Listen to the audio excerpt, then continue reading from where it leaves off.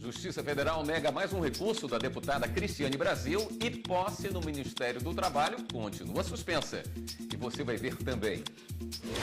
Governo de Santa Catarina entra com ação no STF para questionar lei estadual que obriga estabelecimentos a instalar telefones adaptados a pessoas com deficiência. Ministério Público Federal faz recomendação às Forças Armadas para que transexualidade não seja motivo de impedimento do exercício da atividade militar. Empresa é condenada por discriminação a baianos. 35 casos de febre amarela foram registrados no Brasil nos últimos 6 meses. E veja as mudanças na declaração do imposto de renda. Essas e outras notícias agora, no Jornal da Justiça.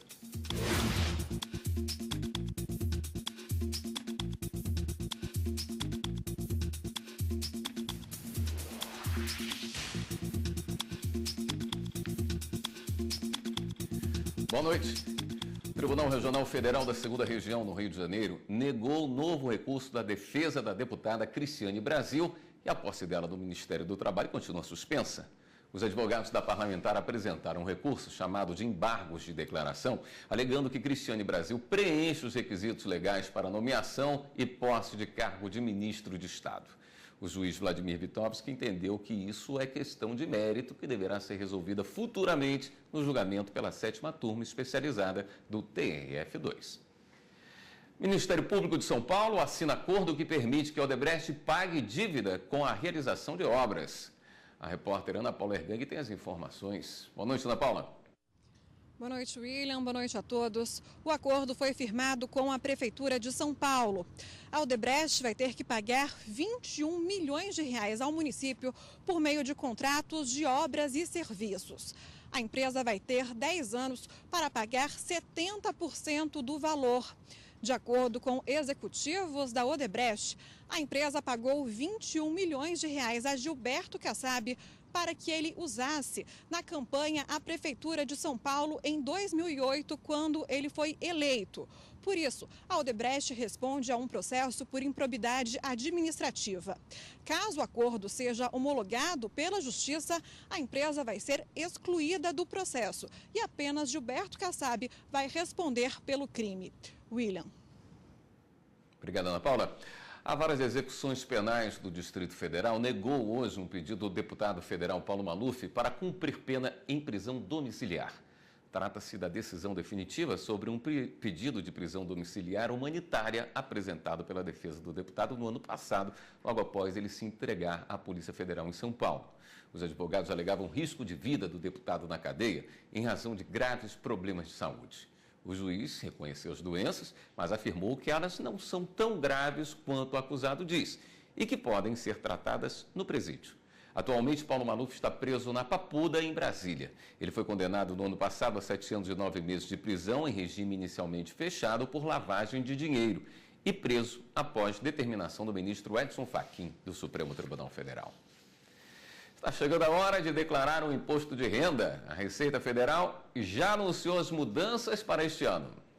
Prestar as contas com o leão é uma obrigação do contribuinte determinada pela Constituição Federal. Deve declarar quem teve rendimento em 2017 a partir de R$ 28.123, realizou alguma operação financeira na Bolsa de Valores ou comprou moeda estrangeira, possui bens como casa, carro ou propriedade rural, e teve rendimentos não tributáveis no ano passado, que o valor ultrapasse a R$ 40 mil. As informações de como declarar o imposto de renda são determinadas pela Receita Federal por meio de normativas anuais. A resolução deste ano ainda não foi publicada, mas o fisco já informou que vai haver mudanças favoráveis aos contribuintes. As principais alterações são: recibos de receitas médicas não precisam mais constar endereço profissional. Gastos com procedimentos como reprodução assistida e fertilização in vitro podem ser declarados. Cadastro de dependente com mais de 8 anos de idade só será aceito no sistema com o número do CPF. E em relação à guarda compartilhada, continua a regra que apenas um dos pais pode inserir o filho como dependente. A novidade é que o outro responsável pela criança vai poder declarar gastos com escola, alimentos e plano de saúde na categoria Alimentandos no formulário da Receita Federal. Na hora de inserir todos esses dados no sistema da Receita, podem surgir dúvidas. Nesse caso, a orientação é procurar um profissional da área. Se ele tem alguma dúvida e ela é muito específica, ele pode procurar um apoio técnico especializado para aquele caso específico, né? Então, uma consultoria especializada. Depois ele vai criando o hábito de fazer a sua declaração. Agora, sempre a segurança na informação, conhecer a legislação tributária, para evitar qualquer depois autuação da Receita Federal. Então, na dúvida, procure um profissional especializado para ter esse conforto, essa segurança nas suas declarações.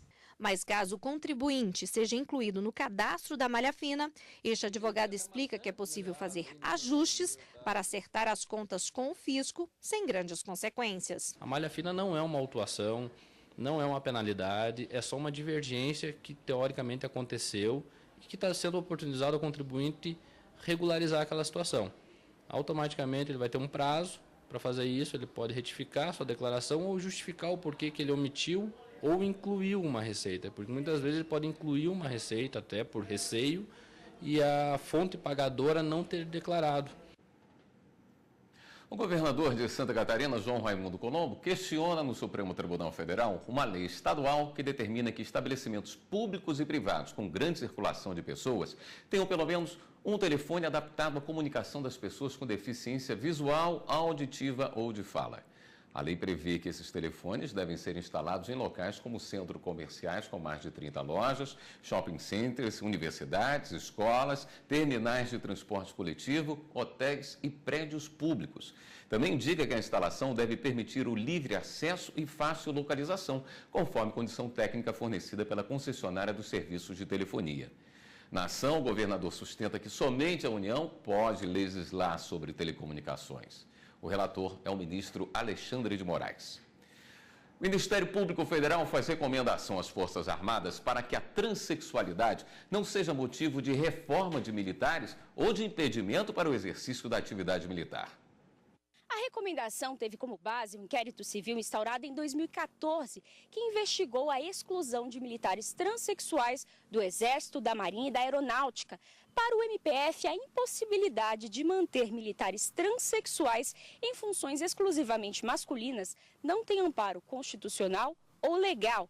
A recomendação ainda pede a implantação de programas para combater a discriminação nas Forças Armadas brasileiras e, caso seja necessário, a transferência de militares transexuais para outros cargos.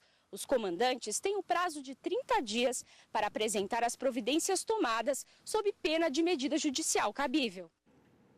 Justiça Federal suspende licenças de empreendimento que estaria afetando o rio Tapajós, no Pará. A construção de um loteamento urbano residencial e comercial fica em uma área perto do Lago do Juá, em Santarém. O Ministério Público Federal foi quem entrou com a ação civil pública.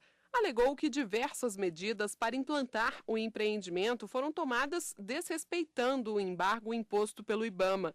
Afirmou ainda que o Lago do Juá, alimentado em boa parte pelas águas do rio Tapajós, já vem sofrendo seriamente os impactos do projeto. A Justiça Federal considerou que há risco concreto de danos maiores ao meio ambiente e, portanto, suspendeu os efeitos das licenças prévia e de instalação do empreendimento concedidas pela Secretaria Municipal do Meio Ambiente de Santarém. A empresa tem 20 dias para apresentar um plano com medidas de contenção para evitar o assoreamento do Lago do Juá. Além disso, a determinação é para que a imobiliária pare imediatamente de vender os lotes até que providencie a regularização do licenciamento ambiental.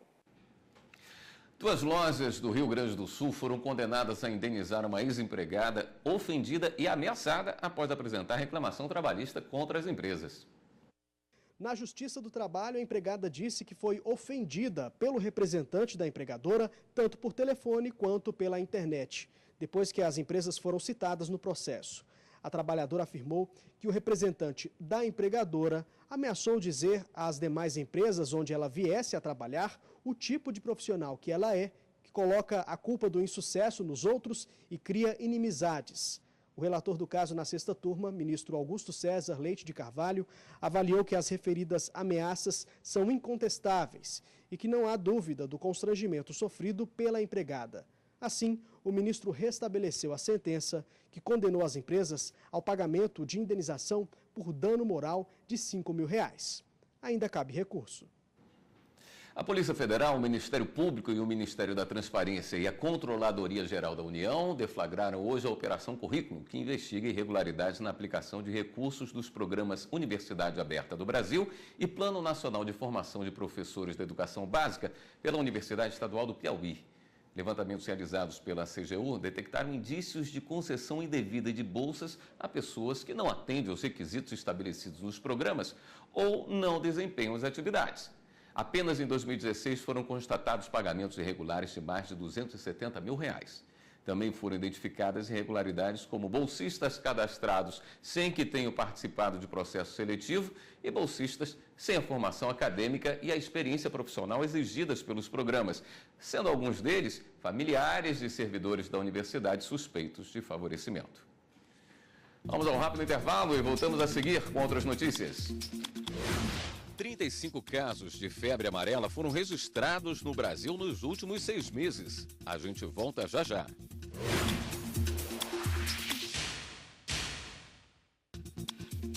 Resolução da Agência Nacional de Vigilância Sanitária proíbe a distribuição, comércio e uso e determina a apreensão e inutilização de um lote de toxina botulínica. De acordo com a ANS, a empresa Allergan, detentora do registro do medicamento, identificou a falsificação do lote por apresentar características divergentes das registradas na agência. Segundo a ANS, como se trata de uma falsificação, não há qualquer garantia sobre a origem e composição do medicamento, o que pode trazer riscos à saúde dos usuários. A toxina botulínica é um medicamento injetável e só pode ser prescrito por médicos ou dentistas. O número de casos de febre amarela silvestre aumentou neste início de ano em relação às últimas décadas, segundo o Ministério da Saúde. Por isso, o governo federal iniciou uma campanha emergencial de vacinação com o objetivo de imunizar mais de 20 milhões de pessoas. Uma agulhada, às vezes seguida de choro. Tem que vacinar, porque se não fosse a vacina, né, muitos bebês hoje teriam morrido. E muitas mães, às vezes, não vacinam o filho porque não tem o conhecimento da importância que é. Por isso, ela está sempre em dia, né, mamãe? Mesmo que mamãe faz coração chora, dodói, faz dodói, mas ela está vacinada. Jaqueline só se imunizou contra a febre amarela agora na fase adulta. Ela aproveitou para deixar o cartão de vacinas em dia. A gente tem que se imunizar, aproveitar, né, e se precaver dessas doenças que podem ser fatais, né? O registro no cartão de vacina pode comprovar a imunização contra a febre amarela por meio de dose única, que tem validade por toda a vida, ou por dose fracionada, que tem validade por 8 anos. A vacina é oferecida para toda a população e faz parte do calendário nacional de vacinação do Ministério da Saúde. A febre amarela é uma doença transmitida por mosquito, assim como o dengue, e que é mais comum em áreas de mata, né, para adquirir em áreas de mata, principalmente pessoas que fazem turismo ecológico. Ela tem tratamento, o tratamento é sintomático, não existe nenhuma medicação específica, e é importante que as pessoas reconheçam alguns sinais e sintomas, principalmente febre alta, dores no corpo, mal-estar e uma coisa que é bem clássica da febre amarela, que é o fato da pessoa ficar amarelada, né? Então, o branco dos olhos ficar numa tonalidade mais amarelada, assim como a pele. A vacina é indicada a partir dos 9 meses de idade até 60 anos, mas há restrições. Não devem tomar a vacina gestantes ou mães que estejam amamentando, pessoas com alergia grave a ovo, quem está com o sistema imunológico comprometido por doenças relacionadas à imunossupressão, como artrite reumatoide ou lúpus, e pacientes que usam medicamentos como corticoides e quimioterapia em altas doses. Agora, no verão, os casos costumam aumentar. A febre amarela é transmitida pela picada de mosquito infectado com a doença e não passa de pessoa para pessoa. O macaco é o que a gente chama de reservatório ou hospedeiro, né? O macaco, assim como a gente, ele adquire o vírus por picada de mosquito e aí, então, o macaco doente é picado por mosquito e transmite, né, esse mosquito que vai transmitir para o ser humano. Segundo o levantamento feito pelo Ministério da Saúde, de julho de 2017 até agora, foram notificados 470 casos suspeitos da doença, sendo que 145 permanecem em investigação e 290 foram descartados. 35 casos de febre amarela foram confirmados e destes, 20 pessoas morreram até o dia 14 de janeiro. Para quem não sabe ou não lembra se tomou a vacina, a recomendação é procurar um posto de saúde. Se ela sempre faz a vacina numa mesma unidade de saúde, ela pode retornar para essa unidade, que a unidade provavelmente tem o registro dessa dose que foi aplicada. Então, ela só vai refazer o cartão da pessoa e anotar a dose que foi realizada. Se a pessoa perdeu o cartão, não lembra onde fez a dose, fez em outro estado, ou alguma situação similar, ela pode procurar uma unidade de saúde para ser imunizada novamente. Para falar sobre as questões jurídicas envolvendo este grande número de casos de febre amarela em algumas regiões do Brasil, eu recebo o advogado Luiz Fernando Moreira. Doutor Luiz Fernando, obrigado por estar aqui com a gente mais uma vez. Boa tarde. Eu vejo muita insegurança em cima do fracionamento das vacinas que acontecerão em algumas regiões do país.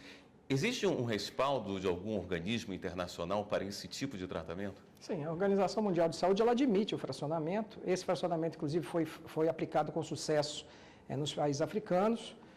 É uma dose, uma quantidade menor e, por conta disso, a cobertura também é menor, não é? Mas ela atende plenamente o tratamento, a profilaxia que está dando em relação à ameaça dessa doença. O que se procura no primeiro momento é atingir um número maior de pessoas. Exatamente. Em razão da quantidade menor de vacina, então optou-se por dar essa quantidade fracionada para atingir o maior número de pessoas. Nessa imunização que aconteceu na África, como você citou agora há pouco, foi utilizado um estoque internacional desse remédio. Esse tipo de surto já causa uma preocupação em outros países? Com certeza, porque hoje você se desloca muito rapidamente, né? Com o avião, você consegue, uma pessoa que está hoje aqui, amanhã visitando o Brasil, pode estar amanhã na Europa e na Ásia. Então, ela pode transmitir para outras pessoas. Isso é feito de forma muito rápida. Então, a Organização Mundial de Saúde tem essa preocupação, no sentido de informar aos países que existe um surto, que pode se transformar numa epidemia, no caso do Brasil. Quais os estados que vão receber a vacina dessa forma? Em princípio, São Paulo, Minas Gerais, Bahia e Rio de Janeiro. São esses estados onde apareceram os casos, uma quantidade de casos. Isso não quer dizer que outros estados do Brasil não receberão essas doses, porque na região norte isso já é comum, a aplicação dessa vacina, né? Então, esses estados que estão mais afastados de florestas, né, dessas regiões onde é mais propício a contrair a doença, esses estados, então, agora estão recebendo. São estados populosos, mas que pelo menos 2 deles recebem uma grande quantidade de visitantes, principalmente no Carnaval, Rio de Janeiro e Bahia. Essas pessoas precisam ser imunizadas pelo menos 10 dias antes de irem para esses locais. Quer dizer, os outros estados do país também deveriam estar preparados para aplicarem essas vacinas para pessoas que vão para essa região, não é? Com certeza. O problema é a questão da produção dessa vacina. Quem produz a vacina no Brasil é o Biomanguinhos, né? Então, da Fundação,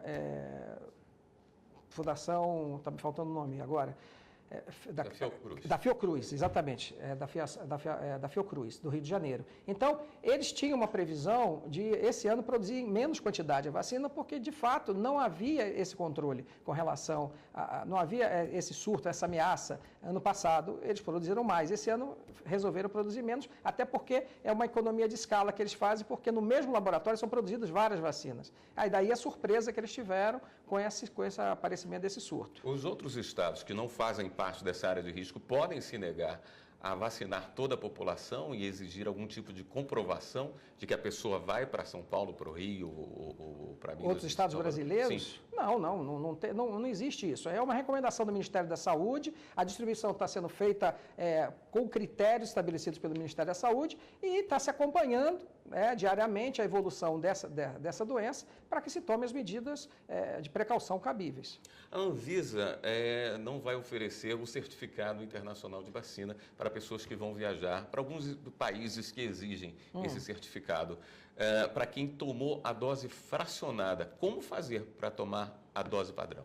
Eu entendo que a pessoa que precisa viajar para países que exigem esse certificado, elas têm que comparecer ao posto de saúde ou mesmo à Secretaria de Estado, aí vai depender de cada estado isso, mas eu acredito que no próprio posto de saúde, munida do seu bilhete, da confirmação de que vai viajar, ela tem que ter acesso à dose integral, porque certamente ela vai ter dificuldade de entrar nesse país, porque de fato ele exige, da mesma forma que nós exigimos também de uma pessoa que vem do exterior, quando existe essa ameaça lá fora. Doutor Luiz Fernando, obrigado pelos seus esclarecimentos aqui no Jornal da Justiça. E você vai ver no próximo bloco do Jornal da Justiça. Empresa é condenada por discriminação a baianos. A gente volta em instantes.